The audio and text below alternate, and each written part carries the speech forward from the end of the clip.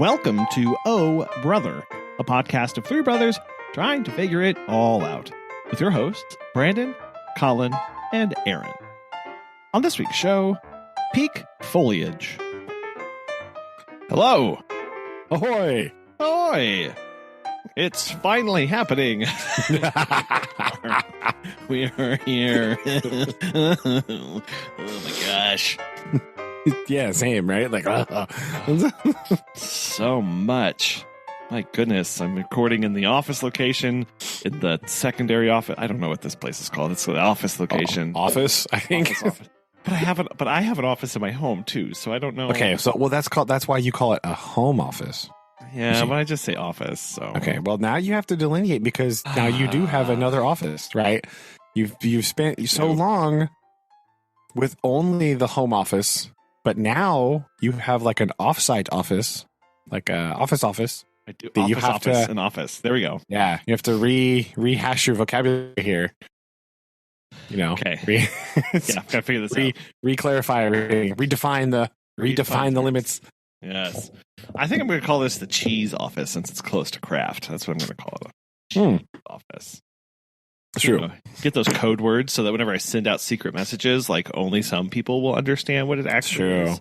That's what you need. Do you have, you know what you get for your office? In those little like microwavable Kraft macaroni cups that you can put them in there. Sure. Right? So they can just stare out the window at their home. Like, oh, you were made there. Look at that. Eat it in the shadow of Kraft. That is like where you were born. Yeah. And here's where your life ends. Yeah, I could put it up in my window because it looks directly at it. That'd be kind of funny. The Kraft. Yeah, that'd be just the box, right? When you're done with it, just put the little cup up there to stack them up. Yeah.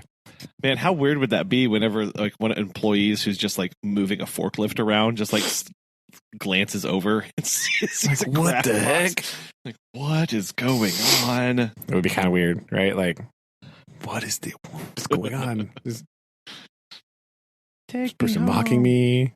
Yeah. Just a craft enthusiast, right? Exactly. Yeah. Why did you choose that location? Oh my gosh, big craft head, big cheese head, literally. I mean, I seem to recall when you were very young, you were a macaroni enthusiast. I still am a macaroni. Okay, there you go. So, all right. I wanted to clarify here. I was basing all these assumptions off of like very, very old information. So I was just trying to clarify whether or not I was still correct. Okay, that's good. Right. Update. Collin still likes macaroni. Okay, good. Good deal. Transparency. Don't think I need to be transparent about that, but I am. I'm not ashamed of my macaroni delight. That's right. So good. Oh. It's a busy week. Lots of walking of dogs and or cats, I guess. I don't know what else no you walking walk. of cats yet. Okay. Chickens? Yet. I don't know what else. No walking of chickens. No, it's just here's the best way to get really busy. I've cracked the growth hack. Okay, you ready for this?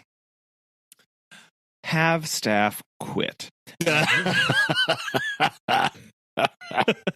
And then everybody wants to travel. Yes. Only after the staff quits. Yes, of course. And I don't know what it is. September was like dead. I mean, comparatively, like it was just not very much going on. And then all of a sudden this week we're getting tons of bookings for when you guess. Is it Thanksgiving? No. Christmas? No. Over Halloween? Also no. No, it's like the first week and a half of October. People are like, we're traveling.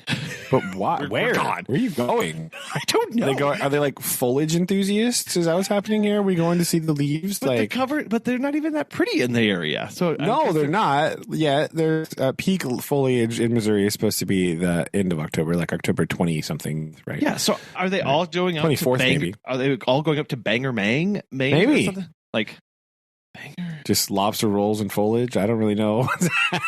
I don't know. Oh, you know what? Generally, northern Maine is at or near peak conditions the last week of October into the first week of last week of September into the first week of October. This is from Maine.gov. Of course. Where else would it be from? Oh, Oh man, so this is the best that I have. My going theory of what's actually going on, because everybody's traveling. I mean, like, we're booked. You should just like sneakily put in a field in your application to be like, where are you going anyway? See, Like, I try not to be. Don't make it like required. Just like, I'm just curious. What are you doing? Where is everybody going right now? Just like a little sneakily put it in there, like, because it is reason for leaving. Yeah, reason for leaving, emergency foliage tours. Emergency foliage tour, obviously. I don't know, but I was just like, it was like a deluge. And then this week, I've started 2 brand new staff, and it's been kind of a struggle for me because when I have staff members who train staff members for the morning, and then we have evening staff members. Well, who has to train them? Me. So I have to be there for both the 7 a.m. and like the 10 p.m. visits. Oh, and yeah. Those are not fun. But I realized, like, we have training protocols that I designed for when we were just starting out. Right. So when staff get hired on with us, I say, I will shadow you for at least 5 visits. Now, this sounds like a lot until you realize within the 6 hours of my staff starting on Monday, there's probably 7 visits. We did 8 visits. Oh, and so it was like a lot. So it was like, okay, well, maybe I don't say number of visits. Maybe I say number of days, because that's kind of better. But even then I'm like, well, I trained my staff. I showed everything on Monday, everything on Tuesday, everything on Wednesday, and then I start to let go on Thursday. So that's a bit much, right? It's a bit too long, right? Especially if you're doing like 9 visits a day, right? It's a little. Well, yeah. So but on the other hand, it's such. I mean, some days it might be like 4, right? So it's like, some days it might be 2. Yeah. So this is the other thing of like, I can't just say days, because then you don't know. It's not a number of hours. Yes. Yeah, until you've accrued number of hours, which is what I was kind of doing with the number of visits, because I mean that's kind of synonymous, right? Because in the beginning we had nothing, and so it was like, you're going to do 1 visit on Tuesday, and then I will see you again next week to also shadow you on a visit. But now that I can get 5 visits within 1 morning, like, come on. So I realized that I was shadowing my staff member on a visit today, and I still try and shadow them on brand new visits that come up, because repetition is good. So they're going to cut their teeth on a lot of repetition for existing clients. Oh yeah. But new clients that true. Or clients that book once every 4 months are going to come up, and to have them confident enough to tackle that, doing a cold walk-in is not. It's different, right? That's different. So I'm still going to shadow them on those. So I did that today, and I realized, I was like, oh, my staff that I'm shadowing on this visit has done what's your 8, like almost 40 visits. They're fine. So fly free. I think we're okay. I'd say that's right. And weirdly, only 1 of the visits this week were vacation clients,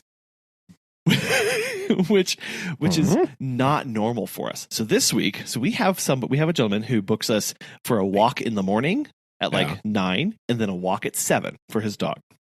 This week, we also had a lady who wanted us to let her dog out at 10 and 1:30, Monday, Tuesday, Wednesday, Thursday. We also had somebody who wanted their cats checked on, and then another person who wanted their cats checked on. And then we had we quickly were having like the mornings were just so stacked. And I was like, these people are still here.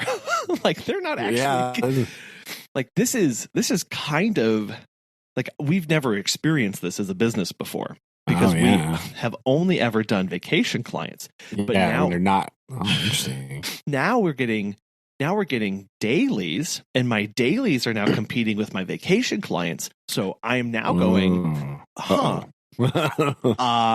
well, I think I'm going to have to hire a staff member who just does like the daily visits. Yeah. And then is this? Oh, go ahead. Sorry. No, you're fine. I keep going for the staff because I have a slight twist. So go ahead. Oh, and then another staff member or two staff members who does like the morning visits and then the evening visits. So that way they're kind of freed up with their schedule, because a lot of this is like if you have a daily at 10 and 1, and if I can't, it's hard to get new stuff in there. Like a vacation, I was going to go vacation for a week. Like there's no room. You can't squeeze them, right? It's hard. It's really hard. Plus, because I know that client is coming back eventually that same day, I can't move those times around too much before they become irrelevant, right? Let's say that 10, I'm like, oh, I can do 11. Yeah. Well, now, 11 to 1, that's only 2 hours. Yeah. But if I move the 1 out an hour, that's 2. They're coming home at 4. Like, yeah, so it's not really quite. So scheduling all of a sudden has been like kind of weird. This is weird. It's just do you think these are people that are like going back to the office now and are like, oh yeah, no, I liked walking my dog at all these times and my dog is used to it, so keep walking my dog at these times? So like, where did all these dailies just like appear from? Like, what? I don't. Some of them was, one of them was a lady who, she's a teacher, and she was originally planning to get her Chesapeake Bay Retriever for winter break, but the breeder contacted her and was like, "You can have it now," and she said yes, and then she said, "Oh." Seriously, she had the dog in her car going home, and she called us and was like, "So I have to go to work tomorrow." I have this giant dog. It's good. Yeah. And then we have one coming up, and this is actually an increasingly popular request, and I don't know how we are going to be able to meet this, and even if we should.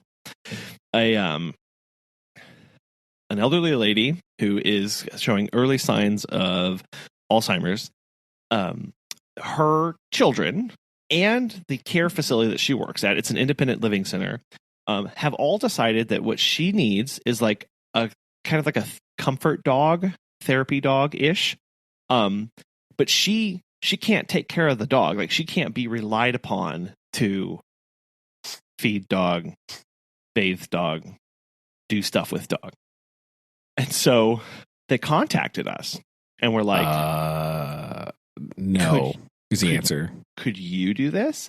And so I am doing a meet and greet tomorrow to review this information, because I need to figure out what they're looking for. Because if they want like 3 times a day, like a 7 a.m., a 2 p.m., and a 9 p.m., I can't do that because those are my vacation client hours. Yeah. But if they're like, oh, if you could do like a 9, a 1, and a 4, like, okay, I can probably do that. But I don't know. So I feel like the answer to this question is a hard no, because so here's my realist side of my brain talking. Like, if the family thinks she needs one, but she can't take care of it, the family is the people that need to take care of it, right? Like, I understand that the nursing facility is not in charge of that because they can't be responsible for a dog too. But like, yes, So counterpoint. Counterpoint. None of her family lives in town except for one of her daughters, and she's still working. I mean, then it's like this seems like I don't know, it's too non-standard request. I'd be like, no, sorry. Yeah. I can't so I've got to go. I'm not going to own your dog for you. Right. Even like, basically that's what it's like. Would you own this dog for this lady who just wants to pet it? I understand exigent circumstances and all that. Okay, I get it. But like, that's weird. Yeah. You know what I mean? But like, this is not the first time we've gotten this request of my mom is in her late 80s and we want her to keep the cat, or we want her to keep the dog. What do we do? Right? And it's like, That's really tough because they do view it as this is a quality of life thing for them. That's true, I guess. Does make I feel like it's different if they're living. I feel like the difference is, are they living in assisted living or are they at home? Right. I feel like that, for some reason, to me, that makes a big difference, right? If you're living in an assisted care facility, like, yeah. But like, if you're in your house, okay. Yeah. It's still a home visit, still a thing. And cognitive ability, I think, is a big thing for me. So part of my discussion with them tomorrow is going to be like, what happens when I just walk into the house? Like, what's that like? What is like? Because I've got to come in. Into this practical things too. Like, how do you want me to interact with your mom? Like, I don't know. Like, I don't know what her mental state is or what that looks like. And this also puts an untoward pressure on your staff to be going into a home with a person there. Well, right. Because like, if there's a medical emergency, like you're there, or you are discoverer of, like, if they fall, right? Like, now you're also taking on that responsibility as well. You're not, even though it's like tangentially related and you're not like officially taking on that responsibility, you're taking on that responsibility, right? Of what happens to them. What happens if I show up and they fell, they had an accident, they're stuck in the, whatever, blah, blah, blah. Like, now that is a pressure and stuff added to you that you didn't really sign up for because you're just here for the dog. And like, this is not but still, obviously you have to do something, right? You got to call 911, you got to do a whole thing, you have obligations. So like, I mean, just a human decency obligation, right? You're not going to be like, okay, walk your dog, bye, and like leave. You know what I mean? Like, that's not what you're gonna do. But yes, that is a lot of pressure on you in that situation as well. Yeah. So these are all factors that I have to consider of like, what's our responsibility? What's our role? What are the expectations? And then, going, is that something that we're comfortable with? Because we already take care of one dog whose owner has mobility issues and he's wheelchair bound, and so he needs us to walk his dog twice a day. So we do interface with him. And actually, we came over one time and my staff member couldn't get in. And like a few minutes later, the EMTs arrived because he had fallen out of his wheelchair and had called them, and then was unable to notify us because he has that little button thing. Yeah. And so my staff member was standing there like with the EMTs being like, well, I guess I'll take the dog out while you help him. Real awkward. Like, I'll be right back. Right? That's real weird, right? Like, oh boy. Yeah. It was real. So I much prefer clients who are not home. We are starting to get more clients who are working from home, but still now want their dogs walked. And so they are like meeting us at the door with their dog with the harness on and leash, handing them over to us, which is weird. It's weird. Yeah, I don't odd. It's very odd for me. And again, all within the past like week and a half, all these things were just like, oh yes, all the time, like, please. And so I was like, well, I'll just. How strange. It has totally strange. Like the business that I'm running right now looks nothing like the business I was running 3 weeks ago. Like, so surprise. That's okay. Yeah. But our both new hires are now officially out on their own, little fledglings doing their own thing. So we fly. Doing their own stuff. So that's all good. So good. Finding those people who have another job is really important. Yeah. But at the same time, being able to be like one of the new hires going, like your first day, you got 6 hours of work. Like, I was not able to do that when a year ago. Right? It's 4 months ago. Like that's kind of intense to realize. It is like a little scary, but you know, it is. So anyway, we're working towards that. We're doing stuff. So that's been my week. And so yeah, each evening was like, the reason I had to keep pushing it off was because something new kept being booked, and I had and then I had surprise. And then I had to go shadow a staff or like walk them through stuff or do the meet and greet or do this other stuff. And so it was just so tonight, in about a few minutes, my staff member is going to check into the visit, and we're all good. And so, all right, hopefully, we'll all be okay. Yeah. There you go. Yeah, it's been what we've been up to. It's been a little intense. I know. What have you been doing? It's been a very busy last like 3 weeks for me, I think. Oh yeah, right. Like this is the first weekend where I don't think I have anything to do, which is a nice change of pace. It does feel a bit odd. Is that because of like extracurricular things or social things or school things? Both, right? Oh, okay, sort of both. So like so 3 weeks ago, Susan's mom was married, right? Yes. Got married. We big party, right? Not big. It was like a little ceremony, all stuff, right? So we did that. I watched the video. It was very nice. Oh yeah, so there you go. Very short, right? He was not lying this time like he did already. Yeah, let's take it. Just be a minute. 75 years later, like, come on, man, we do. So anyway, that was good. Then the next weekend, we were invited to a quinceañera. Yes. Have to go to that, right? Yes. So a girl from school that we've known for like forever, since like kindergarten, right? I have a picture somewhere of me holding her up on my arm when she was like in kindergarten. Oh my gosh. Went to her quince, her 15th birthday party. And so we did we went to the mass at the beginning, right? Ooh, so there's a big, did it all. I went to the official deal. We're like, well, you know, the whole thing is, okay, so we'll start here. It's a very long day, right? I don't have the stamina for Mexican festivities. Oh my gosh. I can't. I don't know how they do it. I cannot. I don't have the stamina for this. So they have the mass at like 1, right?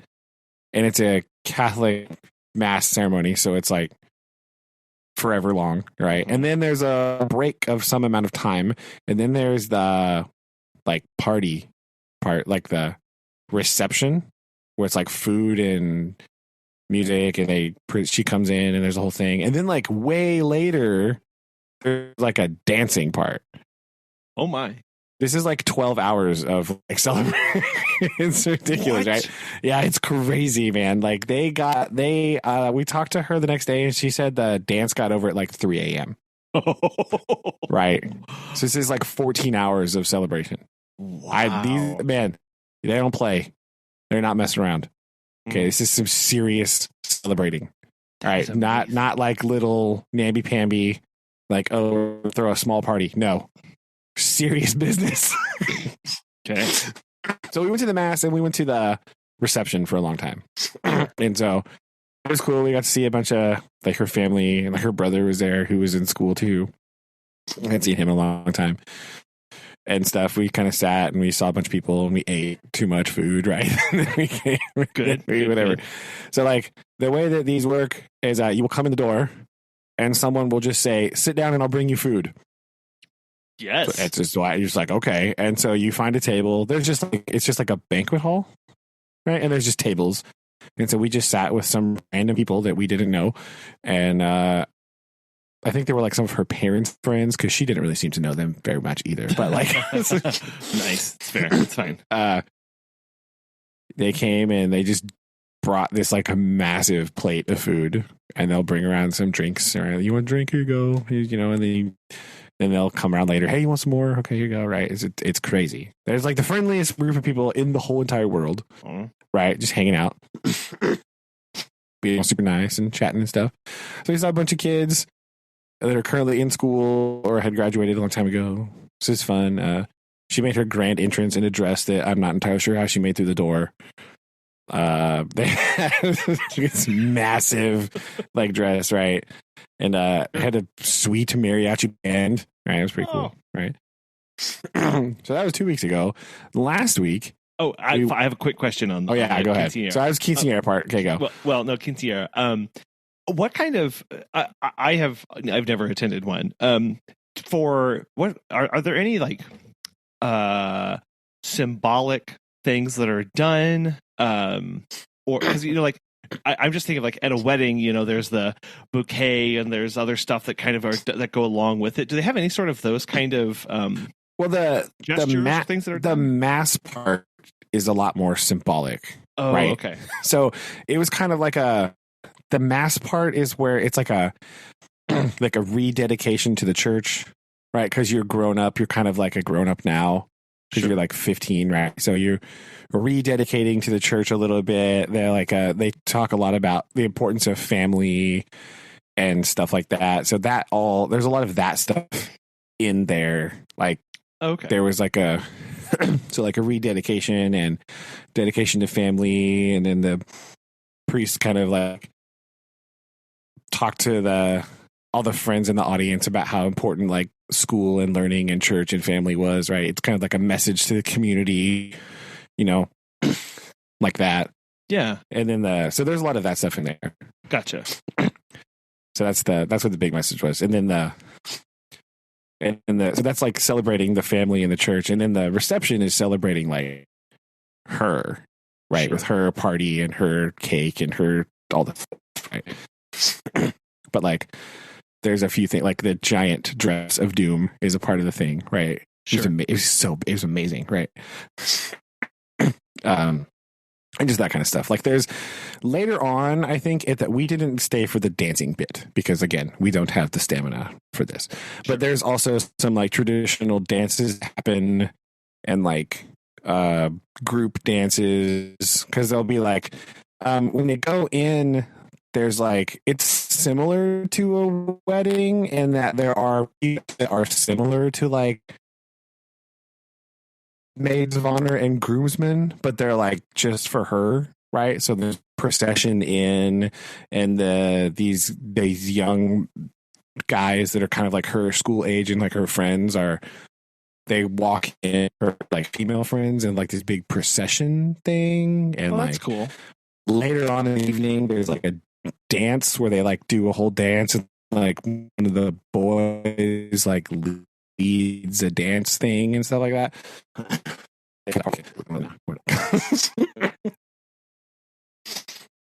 That's some of the stuff. Okay, it was really cool. It was really fun. Yeah, to nice. do that. So very cool. Okay, anyway, I was curious about that. So you've got the wedding, Quinceañera. So last weekend. So then the Friday we had the baseball team did a thing where they like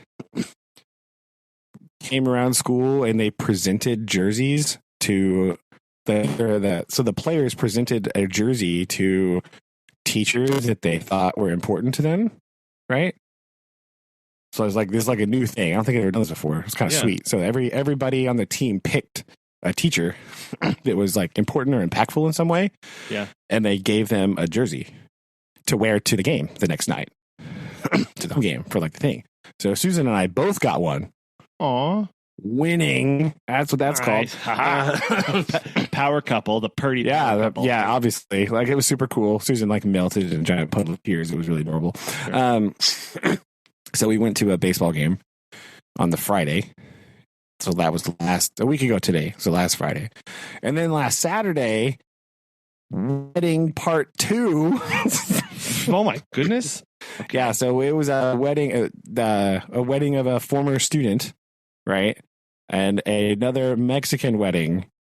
Oh boy. Oh boy. Were you fully recovered from the Quinceañera? Oh, just barely. And oh my lands. It was very intense. More stamina required for this one. So Mexican wedding last weekend. Very exciting. That was really cool. because like, you know, that was this girl. The girl that got married was like, she was in like 4th grade when I first started working at school. Right. Wow. So like when I first was like a reading coach, she was like in that group of kids. Yeah. And so she just got married, and like she was like, yeah, you guys are coming. And we're like, what? Yes. All right. So I was a little shocked to be invited to that, but very excited and not sad in the slightest. So again, very long Catholic wedding. They did do a really sweet thing where they have like they called it the lasso, and it's basically like a double rosary that they like put over each other at the altar. Right? It's this like big giant thing, and when they're sitting up there, size. Yeah, it's like people. So it's like, and it's like joined together at the end. So it's like one end goes over her, and the other end went over him, and then it was like joined together in the rosary thing in the middle. It was kind of sweet, right? Like, oh, that's awesome. So they did that at the wedding, and he graduated from Purdy. He graduated from our school as well. So like, a long time ago, so we know him too. And then we did that, and we came home for a little bit and rested, and then went back to the reception for that. And that was there for a real long time. We were there forever. We probably were at the reception for like 4 hours. Wow. And like, there was a ton of people there that like we hadn't seen in a long time, and oh, that's nice. Like other random students and like stuff like that. So that was really cool. Sure. Hanging out. The librarian was there too, so we sat with them, her and her husband, in there, and just kind of hung out and saw like tens of billions of people. So that was really fun, really cool. I was surprised too, because there was a couple of people. Like one of the people was like, "Oh my gosh, I heard that you were going to be here, and I'm so excited. I'm so glad I got to see you." And it's like, "What? All right, well, I wasn't expecting that, but thanks. That was really cool." You heard. Yeah. Well, I think they had heard that I was at the mass in the morning. Oh, and then, like, okay. I didn't get a chance to see them. I see. So, like, but again, very long time. Right. And we. You really do need to recover and recover. Oh, man. Yeah, it was crazy. Sorry. Jeez. So, it was very fun, though. Good job. There's like, it's very interesting. It's really fun. Lots of really like friendly people, like really complete strangers, like being like, "Hey, nice that you're here," right? All that stuff. It's like really cool. So, also important observation: if you are ever in a room full of Mexican dudes, the first thing that you will notice about yourself is that your belt is inadequate severely. Right? You will feel terribly underdressed in that regard. You'd be like, wow, I just need to leave because right. There's no way that I can be this cool. Like legitimately, like I can't, I'm just going to excuse myself because I can't hang in this crowd of people. Oh. Right. I'm just not cool enough for this. I can't, it's just not going to happen. Right. Like, you know, suffering from IBS, inadequate syndrome. Yeah. Right. Let's just not gonna. Okay. You're just not cool enough. Right. You're just like, oh man. If only I could be half as cool as that dude over there, then my life would be complete. But alas, I am not.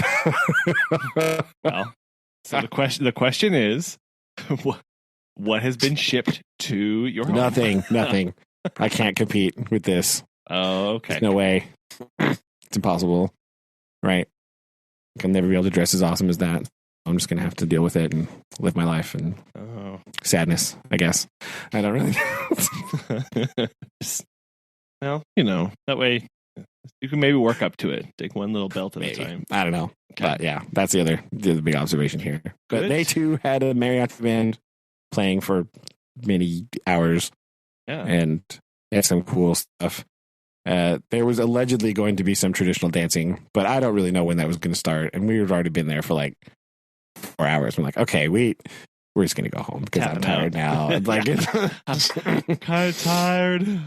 Like it's 8:30 and the party's just now getting ready to ramp up, and I can't. I don't have the stamina for this. I was driving around town late at night. I realized just how not late at night it is anymore, but just how tired I am because I'm driving past places, like clubs or nightlife stuff here, and it's like, oh my gosh, I'm really tired. I'm ready to go. It's like 8:00 and there's nobody in the parking lots. I'm just like, oh, that's right, because nobody shows up to this until much later. Well, the fact that like this celebration initially kicked off at again like 1:00 in the afternoon. And then like here it is like 8:30 and it's just now ramping up to get started. Like, okay, I got to get out of here. I can't deal with this anymore. That is something very, that's intense. That is really intense. I don't have the ability to hang. Like, I can't deal with it. Like, I'm not cool enough. I just can't. Again, just not cool enough. Belt. I gotta go. You don't have a good. Don't have a belt. Don't have party stamina. You're tired. Don't have a sweet shirt. Like, man, it's just not. You're just never gonna be as cool as like an old Mexican dude. It's just how. It's just facts. How big were facts those of colors and brightly colored were those shirts? Man, they were amazing. Like, you're just never gonna be that cool. The hats that some of these dudes have, oh my lands, they're just magnificent. I'm like, just can't do it. I'm just not cool enough. So it's like I need to go home. I'm gonna scroll and just gonna go home. Amazon for a little bit. See, yeah, I know. I'm just gonna go home and sulk in my sadness, my misery. Like again. Oh, jeez. Oh. Well, it's good. That sounds like you had quite the eventful past month. Yeah, I mean, no kidding. Yeah, so like, my social stamina is just completely wiped out. So I'm like, it's gonna stay at home this weekend and not go anywhere. Well, yes, you do. Beautiful. Even extroverts. You reach that point, and especially for introverts, where you reach that point where it's just like there is nothing in the social tank anymore, and I just need to drain out. I'm so drained, and you just have to just recharge with some quiet moments, just as much as you can, then and get ready for the next one. Yes, and so it's like it's just very exhausting for me. Like, okay, I'm gonna go home. I'm gonna calm down. Sit. Just gonna sit and stare at this wall. Stare at the wall and be just incredibly full because I can't. I just ate so much food. They just kept bringing you food. It's not. It's like, oh, here's some. The lady that was catering it was another former student from school. Oh yeah. Oh man. So. Oh my goodness. She's like a former. She graduated from school and. She is now going to school and she has like a full-time job and weekend she does catering and it was so good. I was just like her mom and like her aunt or somebody is like works with her and her sister. Oh my gosh. Oh, that's really neat. Yeah, it was really cool. And again, it was the same thing. We'll bring you some food. Like, okay. I'll just be over here. Here we go. Loosening my belt. That's not as cool as that guy's. I'll be over here sitting. Yeah, I know. Definitely not as sweet as that dude's over there. Like the groom's dad's belt. Oh my gosh, so amazing. Like, what in the world is it? Anyway, sorry. You're talking size, color, rhinestones. Both. No, it was like I don't even really know how to describe this thing. It was just immense. Like it's just okay. I don't even know if the belt loops of my jeans would be sufficient to maintain such an immaculate belt, right? I don't think it'd be the thing. Like it's incredible. Like I don't know. Fair enough. But yeah, that was really fun. We've been doing a lot, so now it's like, okay, stop.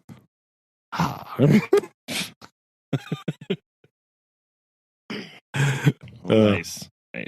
Hopefully you can relax now. Hopefully. But it was really funny because like when we walked in there, two of the first people I saw were like some girls that are in my class currently, and they were just like stared at me like, "What? What are you doing here?" Yeah, I'm like, wait a minute. She invited me. What do you want? Yeah. Don't you tell me? Right. Yeah, that was hilarious. They were just like, "What? What are you doing?" So they're probably like in shock, like, "No, not him. What is he doing here? Right. Why?" He's trying to get away from you. Yeah. This is really funny. They're like, "What? No."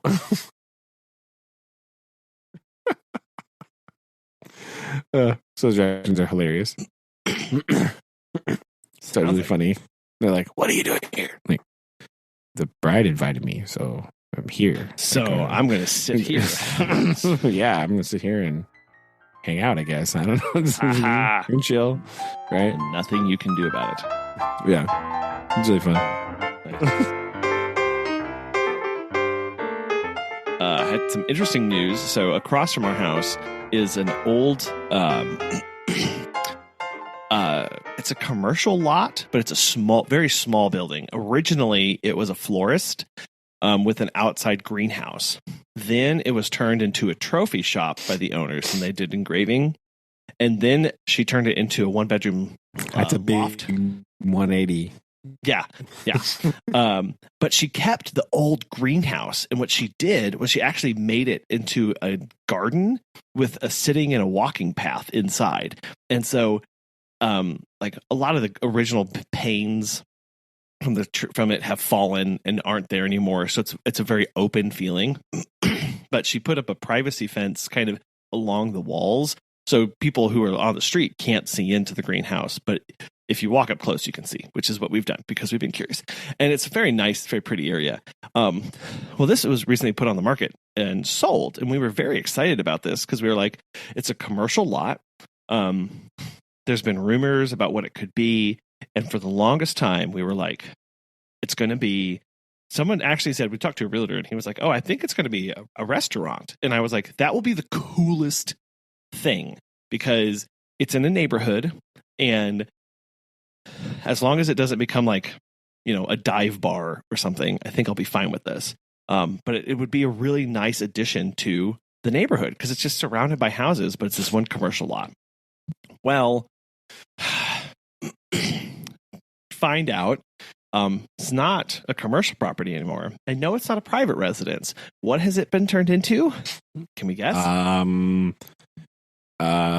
Pottery studio. No, an Airbnb. Oh no! Boo! Boo! So this beautiful property has been taken off the market entirely. So that could it provide permanent housing for somebody who would like it? No. So that somebody could turn it into a business and raise property taxes and help the city out? No. It's going to sit vacant for 98% of the year until the 1 week where they need it for the fair, and then people will rent it out, and that's all they're going to do.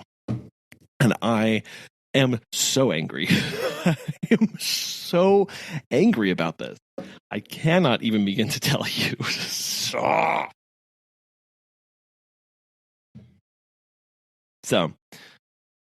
it's bad. That's terrible. That's why I don't like it. It's so.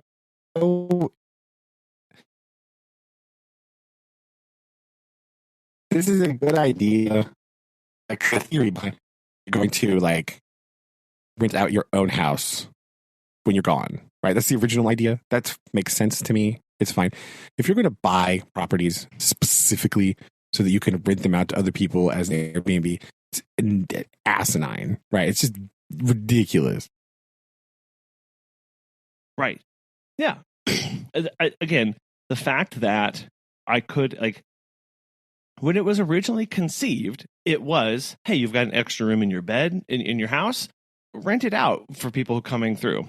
This has now been contorted and bastardized to the point where whole investment firms will purchase downtown office buildings and convert them into apartments. And they run apartment complexes on Airbnb.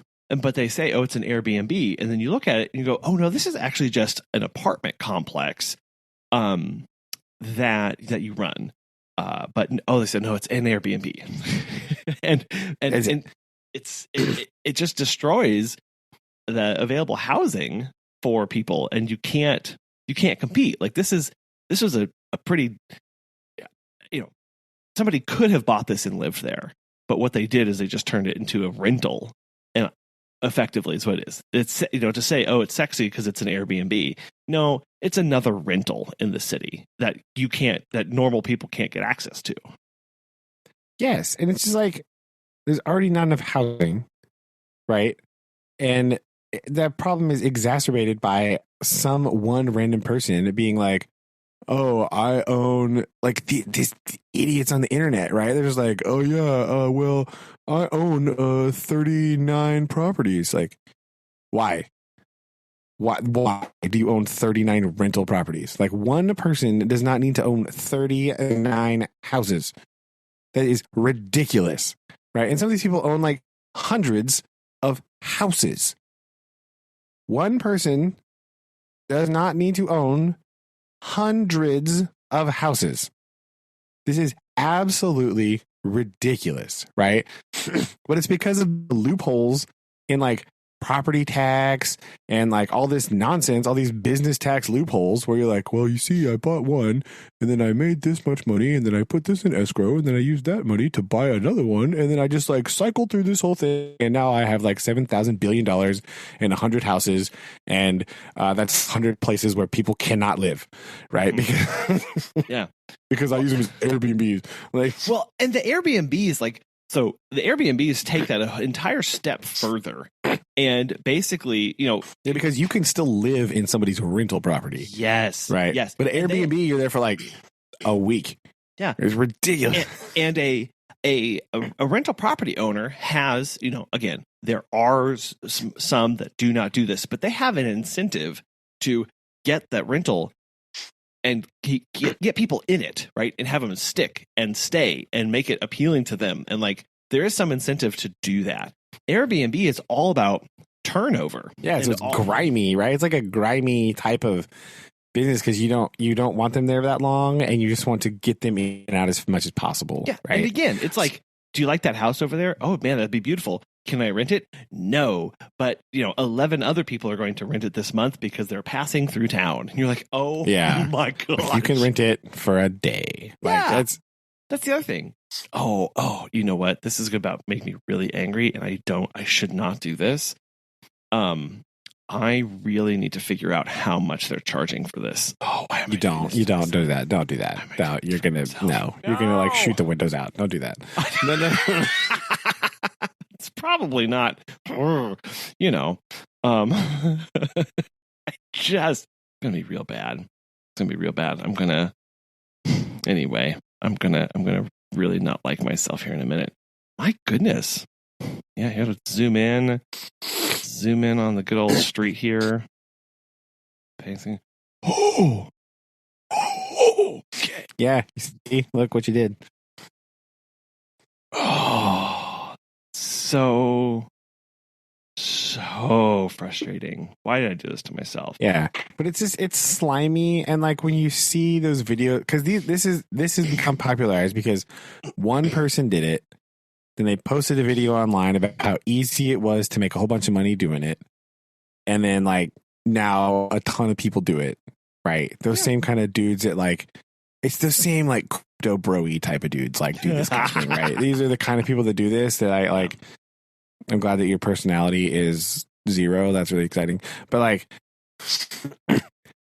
it's just like, I don't know. It's just slimy. It really rubs me the wrong way. It's just like, it's ridiculous. I can't. Okay, you ready for this? Okay, I'm just gonna put this out there. This building, it says it can hold up to 6 guests. It has 6 beds and 1 bath. This is not okay. Whatever. It's beautiful on the inside, but it is $245 a night. $245. That's ridiculous. Times, let's say 29 nights in a month, that is over $7,000 a month in like if it were a quote unquote like mortgage, like if you're like, oh, I want to live there, like that's what I'm putting some context in that, like $7,000 a month for this thing. And I know exactly how much they paid for it because we thought about buying it and converting the open lot next to it into a dog run. But anyway, that's beside the point. I mean, but it's just like, it's just so, it makes me, because it doesn't do anything for the neighborhood. It doesn't do anything for the community. It adds no culture. It adds nothing. That's true. There's not a lot of value there, right? To the community that it lives in. That's the other problem. Because it's also not bringing people or tax dollars into the community, because the tax dollars are going to wherever the owner lives, which could be like, hundreds of miles away, right? Some dude in Chicago bought that, right? Yeah. Like, doesn't matter. So the tax dollars are also exiting the community. If there's even any taxes to be paid, right? The sales tax of the property goes there, but then all the tax on all the transaction goes to wherever the bank that the owner is in. So the bank's probably in the Seychelles, so it doesn't go anywhere. It's just like sucking money up into a void. And somebody, there's going to be those people, somebody's going to comment on this. Like, well, that's how wealth is made, right? You take a loan out at the bank, and then that's new capital that gets put into the economy. And then, look, yeah. I know. I took Econ 1 also. All right, calm down. This is not... Yeah, and I'm just going at like the city. It is well documented on here. My thoughts on the city and how it has struggled with doing things. But now I'm looking at all this stuff, and I'm going.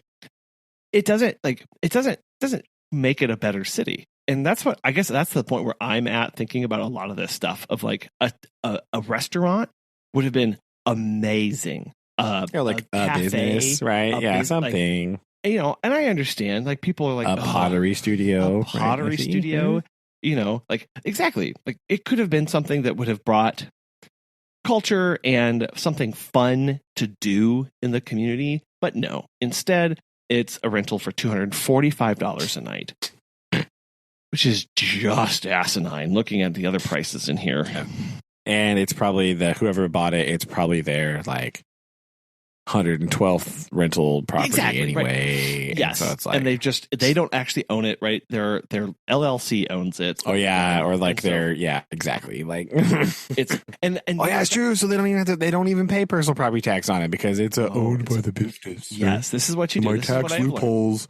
You form an LLC, and this is how you form an LLC. You file a piece of paper with your state. Yeah, it's just like nothing, right? Like, there you go. And then you start putting that name on everything, and then you don't technically own it, but the LLC does. You just appoint yourself to manage the LLC.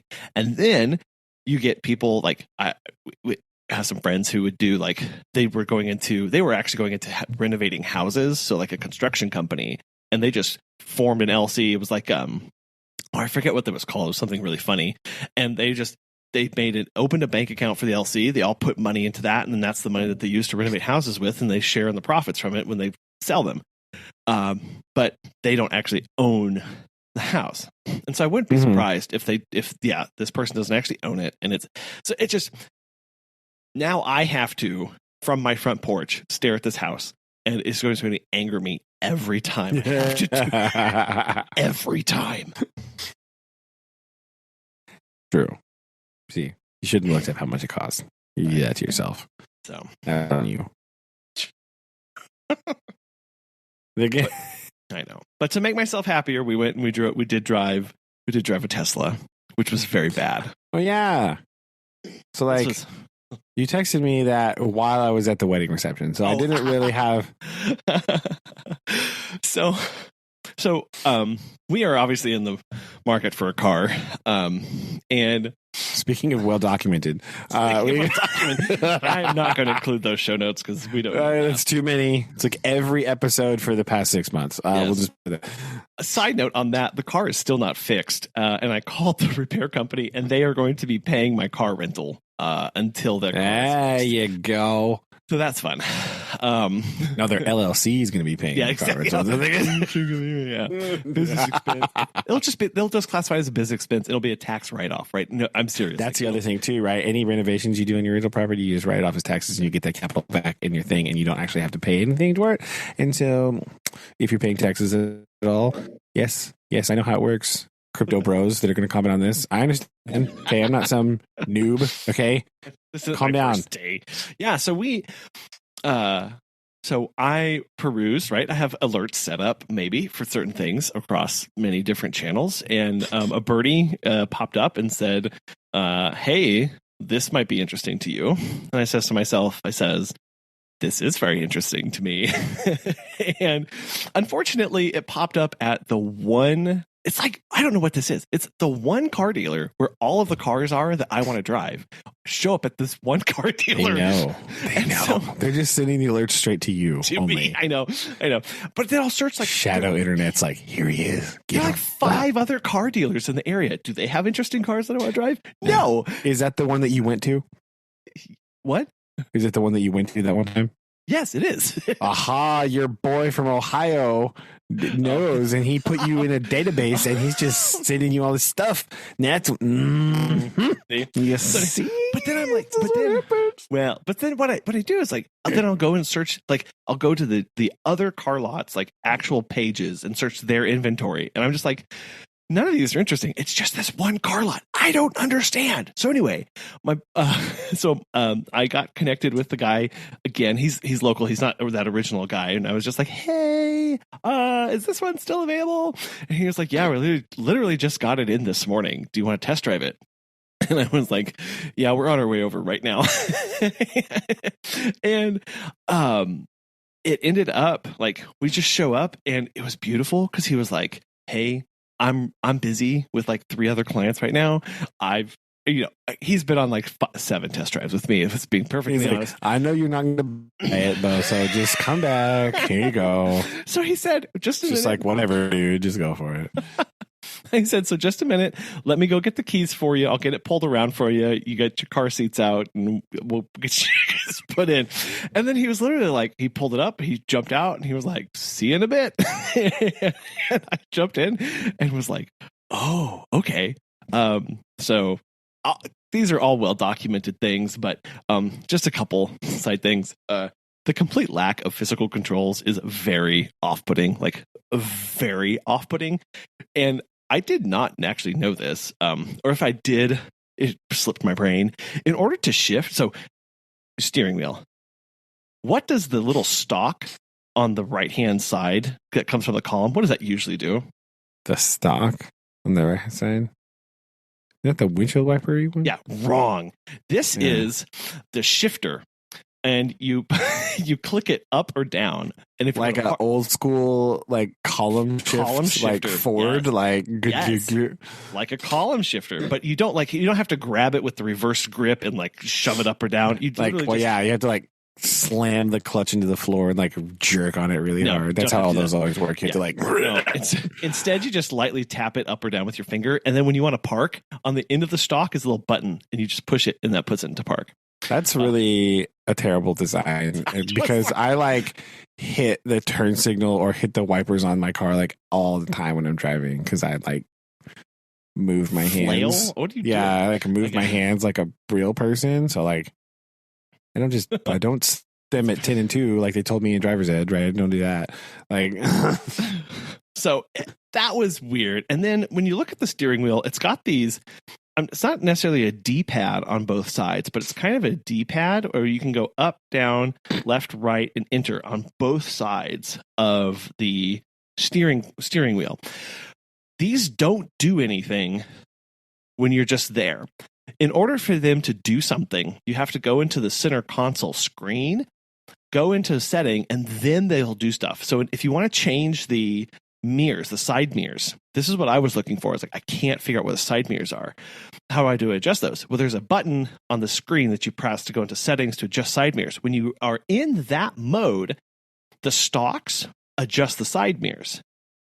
when you are, so it's mode dependent. Yes, it's state that's dependent. Annoying too. Very, yeah. The other thing about this that is kind of cool is when you go to reverse, the side mirrors automatically angle down just a little bit so that you can see the back of your car better, which I thought was an interesting touch. Oh, it looks at the side mirrors when you're backing up. What is that about? If you're going into a tight parking space, you got to look left and right. It's fine. Yeah.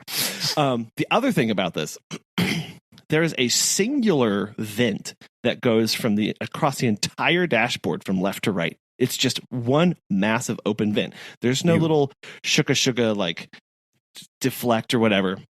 So you may be saying, which Tesla were you driving? This is a Tesla Model 3. Okay, that's what I need to know. Okay, so you may be asking, well, how do you shut off airflow? Well, good question. You press on the screen, and then you can drag your finger around to point the air in the direction that you want it to blow. Ew. Gross.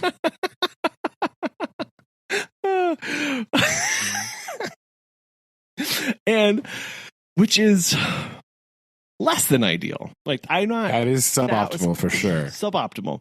Now the roof is all glass, which is really super cool. Like that's very nice.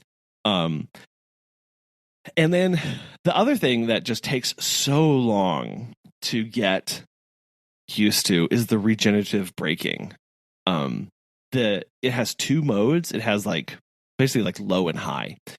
I was driving it on high. This is so severe that if you were driving at 78 miles an hour down the highway, hypothetically, if you're listening, not Brandon, but Brennan, if you're listening, I wasn't driving 78. This is just a hypothetical situation. Oh yeah, clearly not. No one would ever do that. I know, no. But if you're driving 78 and you just let off the gas, you will come to a stop within a very shockingly amount of time. That's weird when it does that. I think that's odd. Like I don't know. I understand because it increases your range when you do this effectively. And so there are people who drive Teslas that don't ever touch the brake because you don't have to if you have it in this mode. So basically it's just feathering the gas at all times, which kind of sounds exhausting to me. It does sound kind of terrible. So, because then it's like you can't what's fun? Like you speed up the hill and then you just coast like crazy downhill. Can't do that in this. You will stop like 3 feet down the hill. You will just stop and get hit by somebody. The driving screen is incredibly distracting because it animates the cars as they pass you. Or as they're in front of you or behind you. And I was just like, that's kind of too much. Like I wish I don't know if there's a setting to like cut out that because I don't need it. Like I don't need to know that a car is on my left because I can see it right. Like it's kind of it's so weird. Kind of ridiculous. So things about it though that are obviously really neat. It's the dual motor, so it's all-wheel drive, which is something that I really like. And let's be honest, the acceleration is immense. I had never experienced anything like this. It was just like near instantaneous, like 3.9 seconds, 0 to 60, like supercar territory, like just straight up, and you're doing it on a highway in just a 4-door sedan, silently as well. It really is quite shocking. That's the weird part too. Is it's like no noise. Like yeah. No, we did. We just turned everything off and turned all the music off, all the vents off, and just drove around in silence for a little bit. It was just like, it was very. Did you feel like Dad? Like this is Dad's dream. No, it is. This is Dad's dream car. It makes no noise. Yeah, at all. It's perfect. It's exactly what he wants. But even more shocking from the 0 to 60 is something that I learned on Top Gear is like the 40 to 70, right? Like the passing when you're in the passing gear. Like it's very important. No one uses the passing gear properly. No. Nobody. I give out about this all the time when we're going to work because someone will try to pass and they're just like get in the left lane and then they go, whoa. Like no. Foot down. go around. Yes.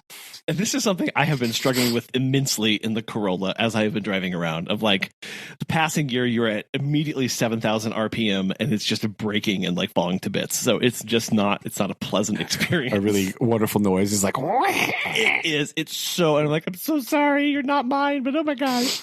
So I have a little bit of empathy for the machine. But yeah, the passing in this is it's almost it's shocking. And I turned to Megan and I said, this feels dangerous, is what I told her. Of like, this feels like something that most people should not have access to because of just how intense it is. And you really have to recalibrate your brain when you're like, I'm accelerating. Because then all of a sudden you're like, I am about to hit this person in front of me. Yeah, that's true. Everything. It's like those stories of, whatever if they're not true or whatever, but like of like the people who were seeing trains come by for the first time and were hit by them because their brains couldn't comprehend that they were traveling that fast. Like, I mean, this is still why people get hit by trains, right? Because they're like, oh, I can totally make it across before the train. Blam! Like that's how it works, right? Yeah. Because you can't judge the speed. It's that something's coming at you. Yes. It's just how it works. Very, very hard. And so you can't, because it's just so crazy. Like it really is you have to change everything. And then the more I was driving this, I was like, this, what would probably be really frustrating to me is driving this and then going back and like having a normie car. Right, of like, that's true. And then going to drive the Jeep around. Oh no! Switch between these, especially with the braking, like that part. That would be weird. Yeah. Take off the region braking and just go normal mode, right? Like, yeah. So that's to not cause pandemonium. Yes. It was insane.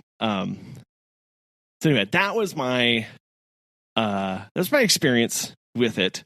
And it was really, I did come away from it going, I don't think I should have done that, because it does kind of ruin every other car in some things of like, sure, the seats aren't as comfortable and the finishings aren't quite as nice and the user interface is just shockingly complicated to be like, I want to change my mirrors. I have to click settings, subsettings, mirror, now control stocks. It's like there's no like shortcut or anything like that. Like, that's awful. So, but then it's like the acceleration, the electricalness of it, and like all of that is very, very good. And I'm just still wrapping my brain around this, and so they're too expensive, unfortunately. It's true. I mean, some of them are. I mean, there are tiers now, right? So I don't know what they are because I don't really know about Tesla very much, but they're it's fine. Some of them aren't so bad, but yeah, that doesn't sound appealing at all. Like, I mean, I don't like driving anyway. We're also well documented, so like, I don't. Yes. I don't. This is not new. This is not new information. Like, just I don't know. I was thinking about my old car where you said like, you want to move the mirror, you roll down the window and stuck your hand out and grabbed it and like, all right, there we go. Yeah, that was got it. Yeah. Well, so that didn't always work. So you just like opened the window, stuck your hand out the window, and went, meh. All right, there we go. Done. Mm-hmm. Let's go. That's how my Cherokee is exactly like, it had the little stocks on the windows that you just kind of was like shook. Oh yeah, moving around. But it's like, so it's kind of like, this is unnecessarily complicated right now. Which is whatever. Yeah, it does seem a little bit, but whatever. I mean, it's the wave of the future. It's the wave of the future. It's got to make your car just weigh so much more. Oh, it does. It does. That's the part that's like weird to me. Like, that like even like with gas powered cars, right? Like if you didn't have electric seats, electric windows, electric this, electric that, your car would be like hundreds of pounds lighter and get better gas mileage, right? Like that. It just makes sense to me. Like I don't. There has to be a way to do this like feasibly. Not like I'm not talking like cavalier levels of minimalism where like, what do you have in your car? Nothing. Sorry. But like there has to be a way to make these things way less. Because all these electric motors and all this wiring and all this stuff, it makes your car so heavy and it just weight will murder your gas mileage. Yes. Right? That's just physics. Okay, it's just how physics works. Well, more weight means more gas used because you have to have more energy to move it forward, right? Like that's well, this is the problem, right? This is the catch-22 of the batteries of electric cars, because how do you get more range? We add more battery. What happens when you add more battery? You get more weight, right? More weight, yeah. which a lot more weight. Which does what to your range? Makes it go down, right? Decrease it. But there are some interesting like batteries. Like I was reading the other day about several new types of battery that could become like more efficient and all that stuff. But like those aren't here yet. So like kind of waiting on that. Yeah. So it was just a very got me thinking about a lot of things, and was like, it's very exciting to think about. That's true. And I mean, it's a good idea, right? And I know there's the people that will be like, yo, well, how are you going to charge those cars, huh? Coal in the power plant. Like, okay, well, that might be true, but you know what you can control more effectively? The pollution from coal from one power plant than from like a bazillion cars on the road, right? Like those two things. Well, like one of them is a much easier point of control than the other, right? So thinking about that method is not even that bad. Like it's not as bad as you're making it out to be. So well, and it's I think that centralized part of it is definitely I think it's not distributed, like you're saying. Like you don't have to really worry about as much transport, although you do some extent. But it's just, I think, from an experience wise, like if for like driving, like it's very nice. And I was doing a bunch of calculations of like chargers in the area and miles.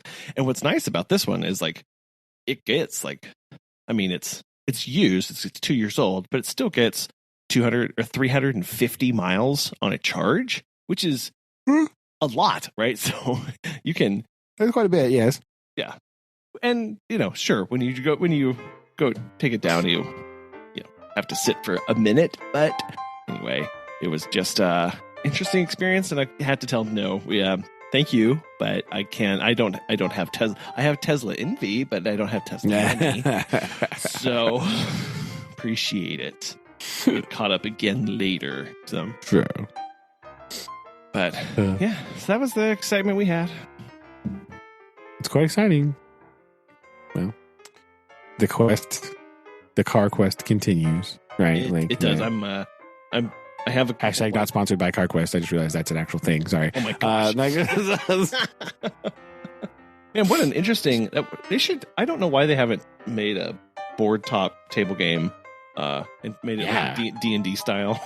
Oh man, you like go to the junkyard and they're like, you have to find like a carburetor for like a 1972 Nova, right? You're like, oh, this.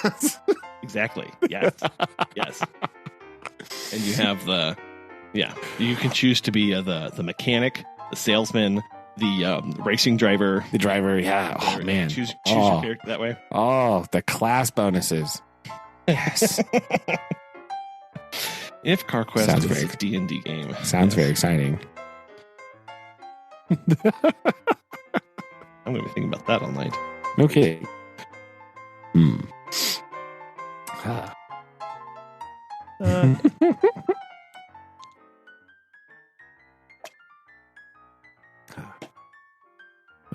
Well, I think that's probably... I think that's, yes, time to go and recharge for tomorrow.